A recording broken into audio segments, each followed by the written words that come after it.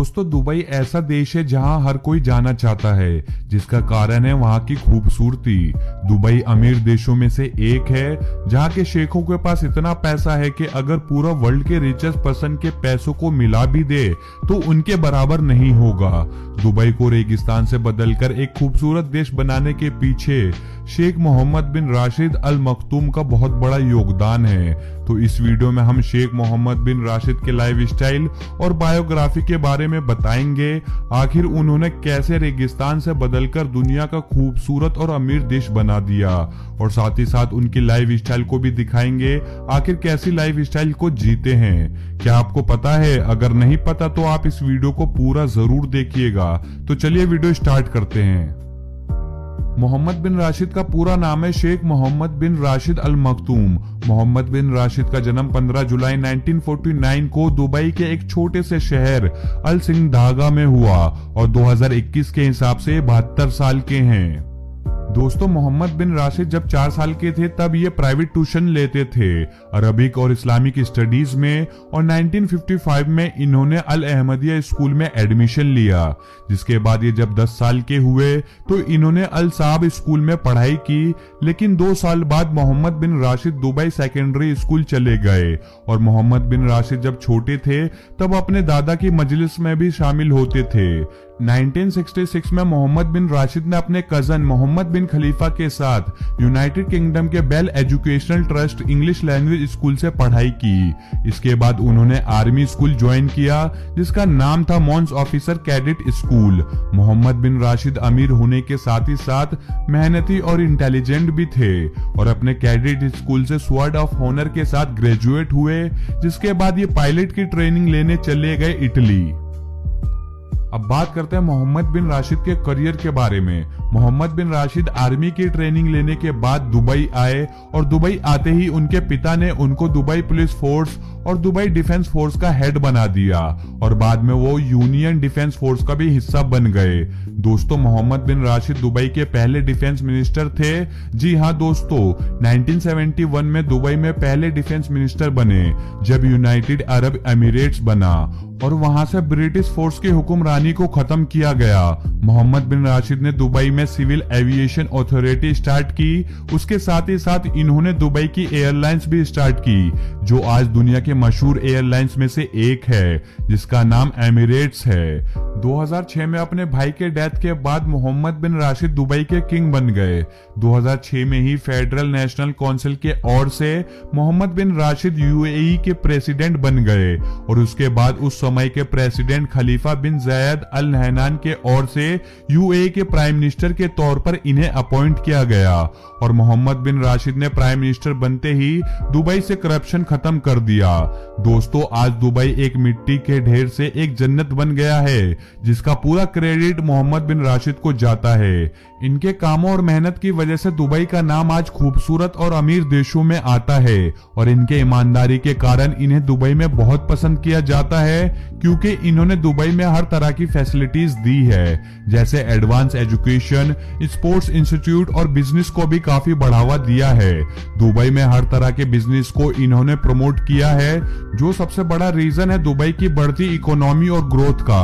Mohammad bin Rashid एक अच्छे leader के साथ ही साथ एक अच्छे इंसान भी है जो दुनिया भर के जरूरतमंदों की मदद भी करते हैं। इन्होंने दुबई में एक लाइब्रेरी भी खोली है जहां से लोग अच्छी एजुकेशन हासिल कर सके। उस लाइब्रेरी का नाम शेख मोहम्मद बिन राशिद लाइब्रेरी रखा है जिसके ऊपर इन्होंने लगभग $1 बिलियन इन्वेस्ट किए हैं और मोहम्मद बिन राशिद की 30 चैरिटी फाउंडेशन भी है जो 16 कंट्री के 130 मिलियन लोगों के खाने पीने और रहने के लिए मदद करती है।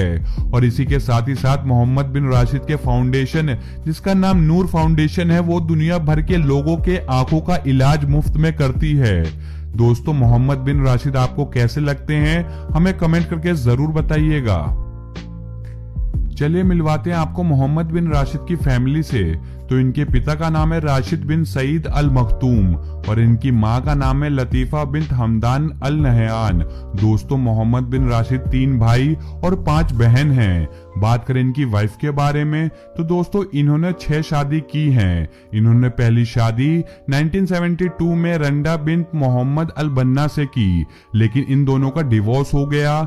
जिसके बाद इन्होंने दूसरी शादी की 1979 में हिंद बिन मखतूम अल मखतूम से और ये करंटली अभी इन्हीं के साथ रह रहे हैं। और इनकी तीसरी बीवी का नाम है हाया बिन्त हुसैन, जिनसे इन्होंने 2004 में शादी की, लेकिन 2019 में इन दोनों का डिवोर्स हो गया। और इनकी चौथी बीवी का नाम है दलीला अलौला, इनका भी डिवोर्स हो चुका है। और 5वीं बीवी का नाम है होरिया अहमद लमारा, लेकिन इनका भी डिवोर्स हो चुका है।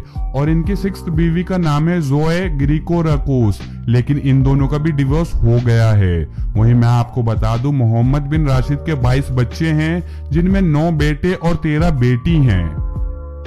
अब बात करते हैं मोहम्मद बिन राशिद के हाउस के बारे में। दोस्तों मोहम्मद बिन राशिद का हाउस दुनिया भर में है और इनका ऑफिशियल रेसिडेंट दुबई में है, जिसका नाम शेख मोहम्मद पैलेस है, जो दुनिया का खूबसूरत महल है। और इस महल की कीमत लगभग 70,000 करोड़ रुपए है। इसके अलावा इनका मोरक्को में एक पेंट हाउस भी है, जिसका नाम ले बेले इपोक है। और इस पेंट की कीमत लगभग $308 मिलियन है, जो इंडियन करेंसी में 2300 करोड़ रुपए होते हैं। और ये पेंट हाउस 70,500 स्क्वायर फीट में फैला हुआ है।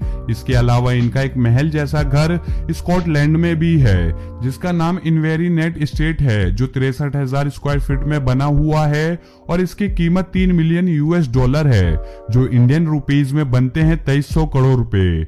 और इनका एक फार्म हाउस भी है, जिसका नाम गेंसबोरो फार्म है, जो यूनाइटेड स्टेट्स में है। दोस्तों इनका यूनाइटेड किंगडम में भी एक घर है, जिसका नाम दलहम हॉल है, जो इन्होंने $60 मिलियन का खरीदा था, जो रुपीज में 450 करोड़ रुपए होते हैं। और इन सब घर के अलावा मोहम्मद बिन राशिद का दुनिया भर में कई घर हैं।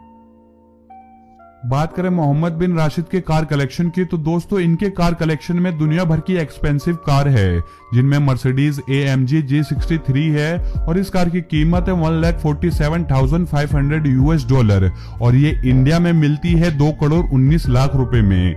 और इसके अलावा इनके पास मर्सिडीज की लगभग 22 कार है और साथ ही साथ उनके पास 3 मर्सिडीज G550 और मर्सिडीज G650 आउटलैंड भी है। और इनके हर कार में VIP नंबर प्लेट होती है, जिसकी कॉस्ट $7.25 मिलियन है, जो इंडियन करेंसी में 53 करोड़ रुपए होते हैं। और दूसरी कार इनके पास बुगाटी वेरोन पेगासो एडिशन है, जिसकी कीमत $10 मिलियन है और इंडियन करेंसी में 73 करोड़ रुपए। और तीसरी कार इनके पास custom gold Rolls Royce Ghost है, जिसे रॉयल लुक दिया गया है और गोल्ड भी यूज किया गया है, जिस वजह से इस कार की कीमत $6 मिलियन होती है, यानी इंडियन करेंसी में 44 करोड़ रुपए। और चौथी कार इनके पास है Rolls Royce Phantom drop head coupe, जिसकी कीमत है $1.2 मिलियन और इंडियन करेंसी में 9 करोड़ रुपए। और इनके पास कम से कम 12 रोल्स रॉयस फैंटम हैं। वहीं बात करें इनकी पांचवी कार की, पांचवी कार इनके पास कोएनिग्सेग CC-XR है, जिसकी कीमत है $7 लाख जो इंडियन करेंसी में होते हैं 5 करोड़ 10 लाख रुपए। और इन सब कार के अलावा मोहम्मद बिन राशिद के पास फरारी और न्यू डेविल 16 कार भी है। वहीं बात करें मोहम्मद बिन राशिद के जेट के बारे में तो दोस्तों इनके पास बोइंग 747 जेट है, जिसकी कीमत है $233 मिलियन जो इंडियन करेंसी में 1750 करोड़ रुपए होते हैं। बात करें इनकी यॉट के बारे में तो दोस्तों इनके पास 531 फीट का यॉट है, जो दिखने में काफी लग्जूरियस है और हर तरह की फैसिलिटीज से लैस है। इस यॉट की कीमत लगभग $300 मिलियन है, जो इंडियन करेंसी में होते हैं 2250 करोड़ रुपए। बात करें मोहम्मद बिन राशिद के इनकम की तो दोस्तों मैं आपको बता दूं, ये दुबई के किंग होने के साथ ही साथ खानदानी अमीर और दुबई के दर्जनों बिजनेस के मालिक हैं। दुबई का हर एक बिजनेस चाहे छोटा हो या बड़ा, सबसे मोहम्मद बिन राशिद की इनकम होती है। और यहाँ तक कि दुनिया की सबसे ऊंची बिल्डिंग बुर्ज खलीफा की इनकम भी मोहम्मद बिन राशिद के हाथों में है। दोस्तों तकरीबन 99% दुबई मोहम्मद बिन राशिद की प्रॉपर्टी है। इसी बात से हम अंदाजा लगा सकते हैं कि इनकी इनकम हमारी सोच से भी ज्यादा है। वहीं बात करें मोहम्मद बिन राशिद के नेटवर्थ के बारे में, तो दोस्तों इनका नेटवर्थ है लगभग 14 बिलियन यूएस डॉलर, जो इंडियन करेंसी में होते हैं 10,22,000 करोड़ रुपए। तो दोस्तों ये थी मोहम्मद बिन राशिद की लाइफस्टाइल वीडियो। आपको वीडियो कैसी लगी हमें कमेंट करके जरूर बताइएगा, और ये भी कमेंट करके जरूर बताइएगा कि नेक्स्ट वीडियो किस सेलिब्रिटी के बारे में चाहते हैं। अगर आपको वीडियो अच्छी लगी हो तो इस वीडियो को कर देना लाइक।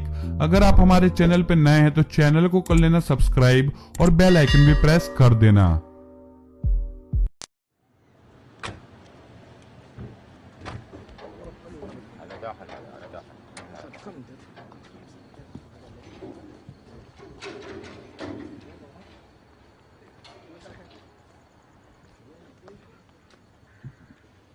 السلام عليكم. عليكم مرحبا يا كيف سيدي، الحال؟ كيف حالك؟ مرحبا. يطول عمرك، الله كيف حالك؟ يخليك. خير وسهال، الله الله يسلمك، يسلمك. الله يبارك فيك. كيف حالك يا خير سيدي؟ الحمد الله لله. يسلمك. أخبارك؟ سلم، تفضل. ما عندك خبر انت هنا؟ لا والله العظيم ما خبروني. ما حد خبرته؟ لا ما حد خبرني، جزاك والله الله خير. نحن جايين صراحة مش الا نشكرك، نفتخر فيك بانك انت الله يعني يسعدك على ويسعدك. مبادراتك هذه، الشجاعة والعفوية الله يرضى عليك. والإنسانية يعني اللي قمتي بها، تسلم يا سيدي، جزاك وكنتي الله خير. يعني مقبل من هذه أول مرة، خاصة في أخير في حريق الجوز يعني. الله يسلمك. وما شاء الله انت عندك شهادات كبيره وبذلتي جهدك، الله يرضى عليك. ونحن نريد نسوي الانسان يعني الامارات ان يفتخر مثلك، يعني بنسوي هذا الانسان اللي يتكون مثلك، يكون عنده هذه المبادرات الجريئه الله يسلمك يا سيدي. والعفويه يعني قبل والانسانيه. كل شيء يا سيدي انتم ما قصرتوا وياي من البدايه. انتم اللي اهلتوني وعلمتوني فعلا، يعني الواحد مثل ما يقول دبي مو بس اللي هي بلادي، هي امي، وانتم احتضنتوني. ويمكن انا كانت فعلا عندي الاراده بس كانت تنقصني العلم. صح. وشرطه دبي ما قصروا، وقفوا وياي وساعدوني، وعمرهم ما ردوا لي اي دوره انا طلبتها، سواء كانت في البلاد ولا برا البلاد.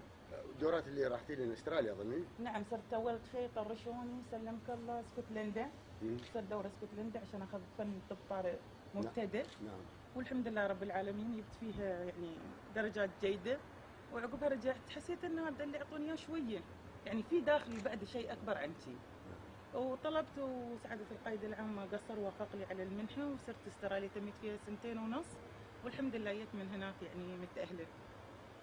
لكن المبادرات عفويه يعني، انت كنتي يوم حريق الجوز كنتي مره رايحه حفله او شيء ها؟ هي نعم كان تخريج اول دفعه باراميديك عندنا هني إيه، بالبلاد. إيه.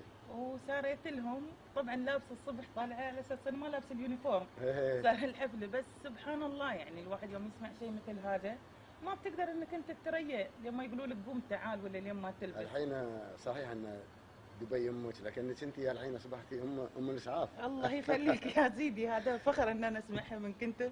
واللي هو ناصر الله إيه. يذكره بالخير كان دائما يذكرني هالاسم. إيه، نعم. فيعني سوت مثل الحين لا بعدين كنيتي. لا نذكر انا يعني جاني اسمك في الحوض الجاف هي نعم صح. في غنتوت، هي نعم صحيح صح؟ يا سيدي، شاركتي صح. هناك؟ نعم صحيح. فهذا. وكم ساعه بقيتي في الجوز؟ في البيت 17 18 ساعه يا سيدي، وياك بدلت وكذي ورجعت الساعه 6 الصبح. انا جيت بس اهنيك، وان شاء الله يعني الشيء الطيب اللي هو صار انه بالترقين هذا يعني شكرا يا امرنا به، ولكن نبغى ان شاء الله ان الكل ياخذ مثلك وانت تفتخرين بانك اماراتيه. الله يخليك يا سيدي، وزيارتك لي هذه هي اكبر فخر لي واكبر شهاده واكبر وسامه بس احطها على سمحتي صدري. ما خبروش ان انا جاي، ما بغيت احد يخبرك. الله تكون يسلمك يا مفاجاه سيدي. مني ان شاء الله. تفضل انت ما يستوي عند حاضر. الباب. تفضل. ان شاء الله. بس كم عيالك؟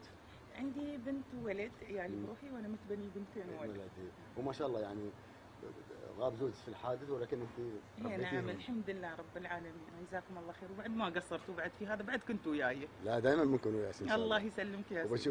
وتشوفين ان شاء الله الكثير منا. الله يرضى عليك نحن ويخليك. نفتخر فيك. تسلم يا سيدي، جزاك الله خير، جزاك الله خير. تفضلوا. ان شاء الله مره ثانيه بنزورك بعدنا. الله يخليك يا سيدي، هذا فخر لي، جيت بيتكم.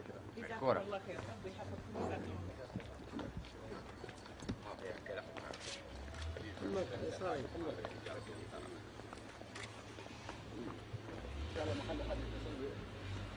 خلص الموسم بعد. الله يخليك يا سيدي، جزاك الله خير. نفتخر. الله يسلمك يا سيدي، جزاكم الله الف مية خير، جزاكم الله خير.